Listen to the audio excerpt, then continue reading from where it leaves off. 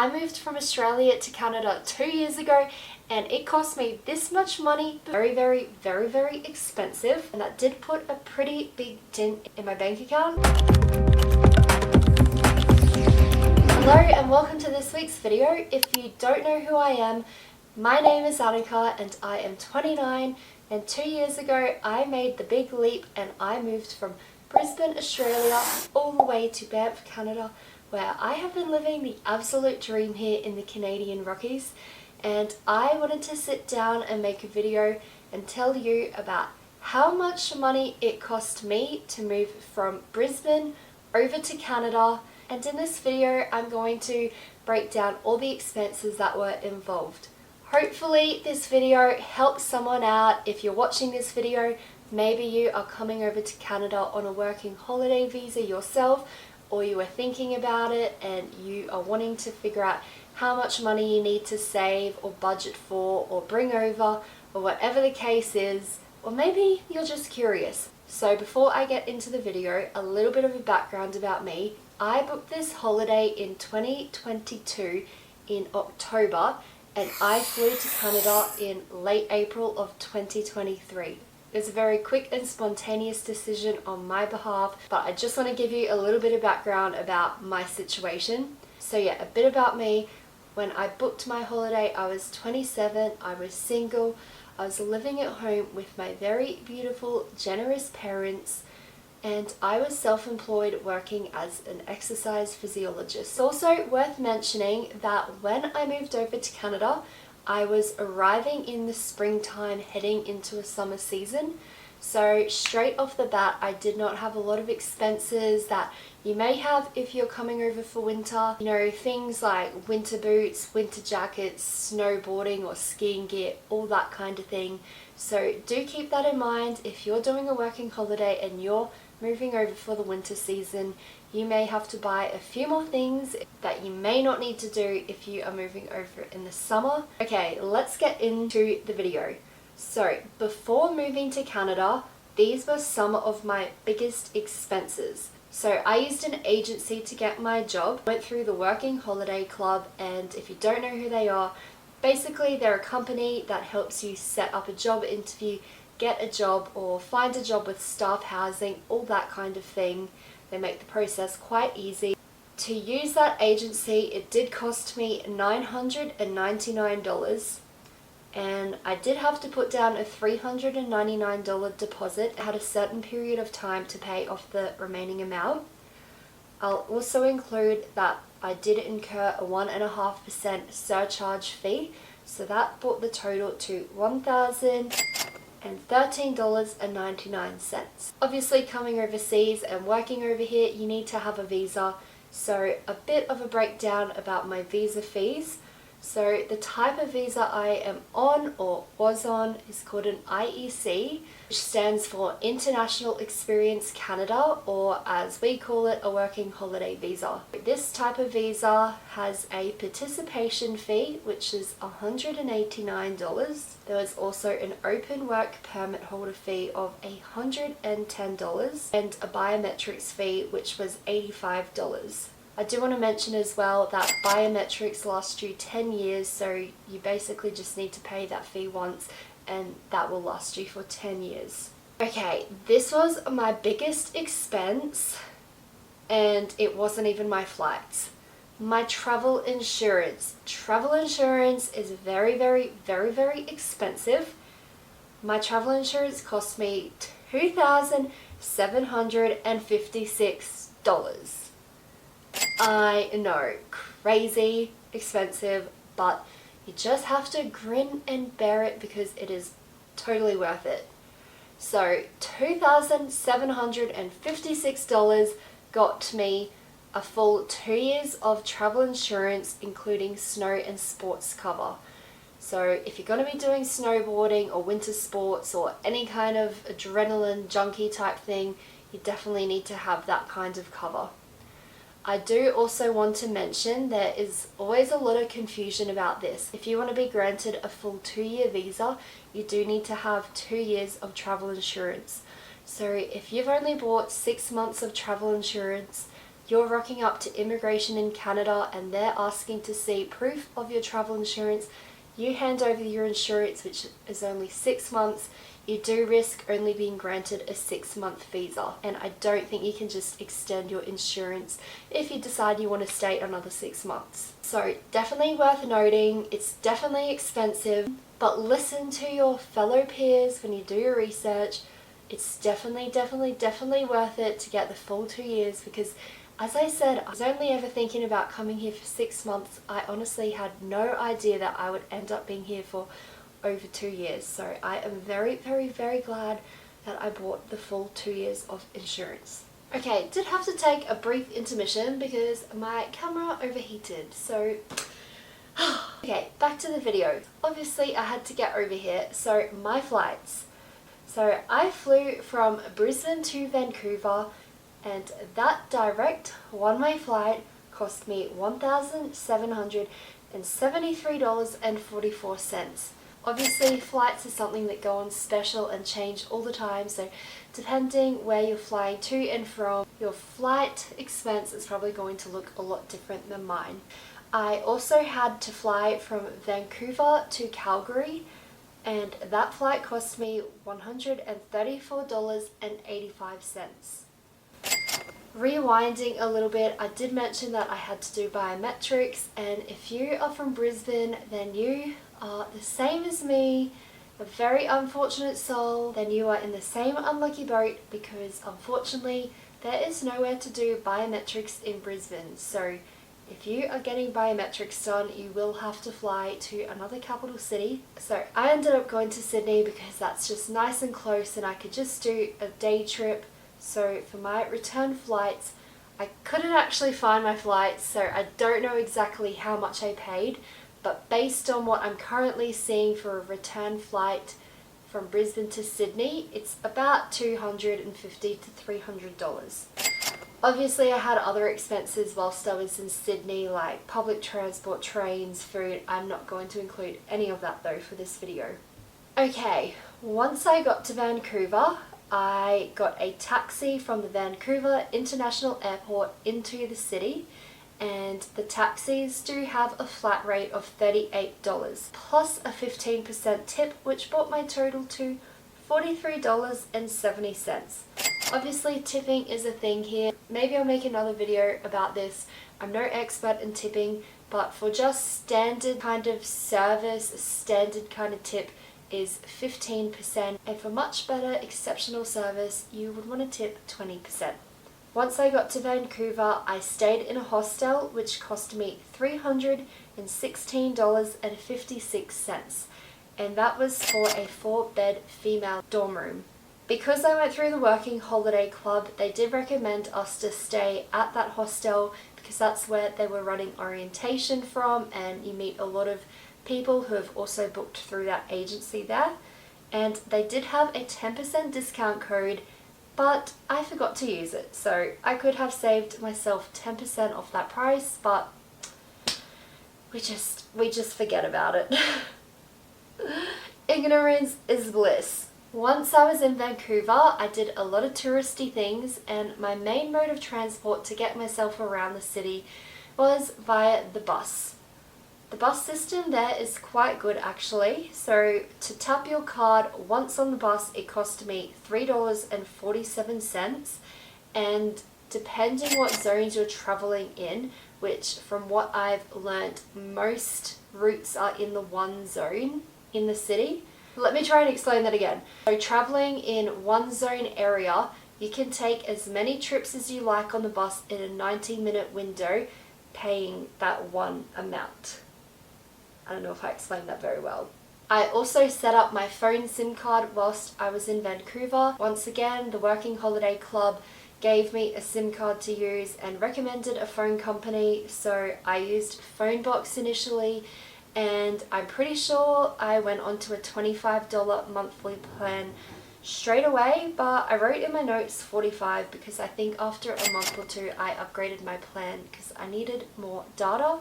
So I thought for the sake of this video I'll just put the $45 amount. Obviously there's a lot of different phone companies here, and I would definitely recommend not using phone box. So I am now with Rogers and I pay $20 a month for unlimited data. So yeah, shop around for your phone, SIM cards and companies to use because you can definitely get yourself a good deal. Some other things that you'll need to do if you're working in Canada that maybe you're not sure if this costs money or not, so I thought I would mention, is setting up a bank account. So I set my bank account up with CIBC, and to set up my account it was completely free and I got a full 12 months with no monthly fees. If you're working in Canada, you also do need to get a social insurance number, also known as a SIN, and that is also completely free to get. So just in case you're coming over and you're hearing all these different things but you don't know whether that's going to cost you money or not, hopefully that helps you out a little bit. Okay, so once I got to Calgary, I spent 2 nights there at the Best Western Hotel, and that cost me $322.64. And at the end of my stay, I'm pretty sure I left maybe a $10 tip on the bed. I can't honestly remember, but obviously tipping is a thing here, so don't forget to think about adding tips on to things. Hot tip. Didn't have to pay for this next thing, but I thought I would just mention it because if you are traveling to Banff, you are going to have to get yourself to Banff. So as I said, I flew from Vancouver to Calgary, and then from Calgary to Banff. You can't catch a train, you can't fly there. The main mode of transport to get yourself into Banff is via a bus. So I didn't have to pay for this bus because the company I was going to be working for, called Pursuit, put me on a bus, which was just part of my work perk. So to catch a Brewster bus under the company Pursuit, it would cost you normally about $65.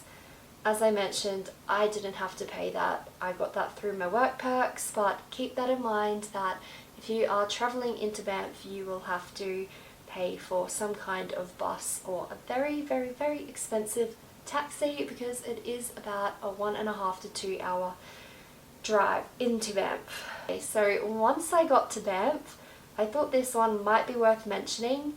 The main mode of transport for getting around here is pretty much walking, riding a bike, that type of thing. It's a very small town. They also do have a local bus company here called Rome. If you are living and working in Banff, you can get yourself a bus card. So the card itself is just $5, but then you get to catch the bus on the local routes for free. If you do lose your card, obviously you need to pay $5 to get yourself another bus card. But just thought I would mention that. So previous to arriving to Banff, I was told that I would be moving into my staff accommodation pretty much straight away, but I think the day before that I was due in Banff, I got an email saying my staff accommodation wasn't ready yet, so I was put in a hostel. I was quite fortunate that whilst I was in this hostel waiting for staff accommodation, I was only paying my staff accommodation rates, so I was being charged $16 a day, and that would come out of my first paycheck. I did have to pay upfront a $50 incidental fee when I checked into that hostel. But as far as I know, that hostel definitely isn't $16 a day normally. That is just what I was being charged because that's what my staff accommodation was going to be. And my work company had some kind of link with the hostel because staff housing is very, very limited in Banff. So sometimes they do have to put you into the hostel. I will make a separate video about all of that though. Other things worth mentioning, when I was in Vancouver I did a lot of touristy activities. I did a seaplane over Vancouver, I did the Grouse Mountain gondola, I went to the top of like a Sky Point Tower, something like that. I went to Granville Island. I did a bunch of touristy activities which obviously all cost money. Oh, I also went to Capilano Suspension Bridge, so there is another one. So I wasn't going to include those amounts because obviously not everyone is going to do those, but I will give you a rough price of what those things cost me just in case you are curious, because obviously if you're traveling to Canada you might want to do some touristy things. Some other notable expenses, obviously any Ubers or taxis plus tips on top. When I was in Calgary, my purpose of being there for a couple of days was because I needed to set myself up for my staff accommodation when I got to Banff, and when I came to Banff and everything I had read, there was nowhere in Banff to really get stuff for my staff accommodation, like sheets, pillows, stuff for the kitchen, all that kind of thing. So I did plan to do that in Calgary, so I did go to a couple Walmart stores. So obviously I did a bit of spending in those. It was nothing crazy, honestly. You can get stuff in Walmart pretty cheap. I bought stuff like a pillow, sheets, mattress protector, a mug, a plate, a bit of cutlery, that kind of stuff. I can't remember how much I spent, but yeah, very, very affordable though. I also thought I'd mention that once I got to Canada, it wasn't until a couple days that I actually set up my Canadian bank account. So I was just using my Australian Visa card to pay for things, which isn't the smartest idea because obviously I did get some currency conversion fees, but yes. Obviously, smarter ways to do it. Get yourself a Wise card, some kind of travel credit card. I don't know, that's not really my forte, but I wanted to be transparent and I thought I should mention that. Okay, by now you have probably seen the total on the screen about how much it cost me to move to Canada, which is quite a scary figure, but as I said, you may not have all these expenses, you may be able to do things cheaper than me, but I am just sharing my experience. Okay, so how much money did I bring over to Canada with me? So I bought over $8,000. That $8,000 I wasn't using for flights, I wasn't using for any of the fees, expenses. That was purely the money I was going to bring over to Canada with me. It is worth mentioning as well that at immigration you do need to be able to prove that you have enough money in your bank account to book a flight back to Australia or maybe whatever country you're traveling from. Was $8,000 enough money? It definitely was. It lasted me quite a while. Once I arrived to Canada, I was only unemployed for about maybe 2.5 weeks before I started working my job. So I wasn't spending too much money. A lot of those things I had mentioned, like my accommodation and stuff, I had already booked and paid for before I left Australia. So I used that $8,000 kind of on my touristy activities I was doing here and like eating out and that kind of thing. But yeah, once I began working, despite being in a minimum wage job, which I will make a separate video about my job, how much I got paid, the scheduling, can you take leave for holidays, all that kind of thing. Once I began working my minimum wage job, I was basically able to just live paycheck by paycheck. If I was having to buy a snowboard boots, helmet, goggles, jackets, other boots, thermals, all that stuff, I think maybe it would be a different story because I did have to do that later on in the year and that did put a pretty big dent in my bank account. I would probably want a little bit more money, but yeah, the $8,000 was definitely enough money for my summer season, and as I said, as soon as I began working, I was able to just live paycheck to paycheck. I wasn't really spending too much money at all, and it was definitely very helpful that I was living in staff accommodation because had I not been in staff accommodation, it probably would have been a different story as well. So if you aren't going to be living in staff accommodation, keep in mind that your rent would probably be double to what I was paying. $16 a day initially, eventually it went up to maybe like $20 a day when I moved into a different accommodation. So whatever that amount is a month, I can't quite remember. But yeah, keep that in mind. If you're going to be in private accommodation, you're going to be spending a little bit more on your accommodation, and so maybe you want to have a little bit more money backed up to bring over with you just in case. I am probably missing some things. Obviously, things to keep in mind like spending money on tips, touristy activities, Uber, transport, all that kind of thing before you begin working. Like, you know, you want to have a bit of a budget for being able to do that stuff. Allow yourself to have a little bit of a splurge and buy that Banff hoodie or something, whatever it is. Going on a seaplane in Vancouver was amazing. I would recommend it. You live only once, so yeah. Anyway, I hope you found this video useful. I know it seems like a lot of money, and obviously this was my experience. If you did enjoy this video, please give it a thumbs up and don't forget to subscribe to my channel below. The support means a lot, and I do make videos every week, and I will be making a lot more videos like this on my journey of moving over to Canada on a working holiday visa and all those kinds of tips and tricks. Thanks for watching, and I'll catch you in the next video.